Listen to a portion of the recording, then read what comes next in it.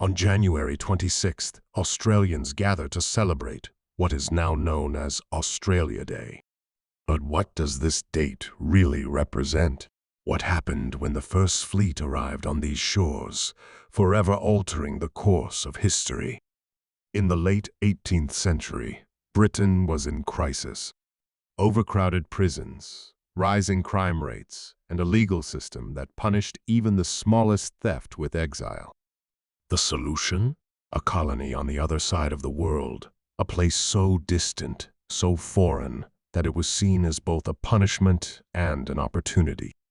In May of 1787, 11 ships set sail from Portsmouth, England, carrying more than 1,000 people.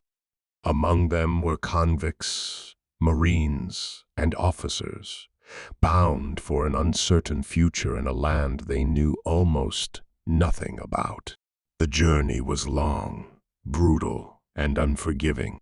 Disease spread through the cramped decks, food was rationed, and storms battered the fleet as it made its way across the Atlantic, around the Cape of Good Hope, and into the vast, unknown waters of the Pacific. After 8 months at sea, the battered fleet finally sighted land. First, they arrived at Botany Bay, the site recommended by Captain James Cook years earlier. But what they found was far from the paradise they had been promised: poor soil, little fresh water, and an unforgiving climate.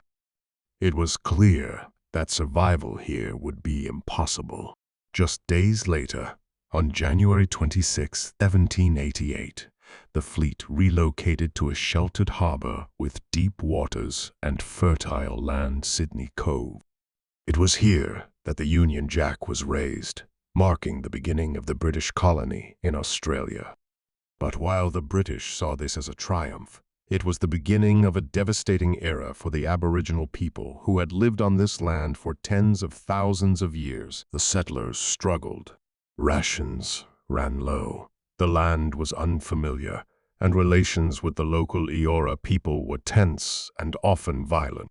Some convicts perished, others attempted to escape, and a few found ways to survive against impossible odds. The colony teetered on the brink of failure, yet somehow it endured. So, what really happened on Australia Day? The first fleet's arrival marked the beginning of European settlement in Australia. It was a day of foundation, but also one of invasion, a moment in history that carries a deep and complex legacy. For some, it is a day of national pride. For others, it is a reminder of loss and displacement. The truth is, Australia Day means different things to different people, and the debate over its significance continues to this day. History cannot be changed, but it can be understood. It can be remembered.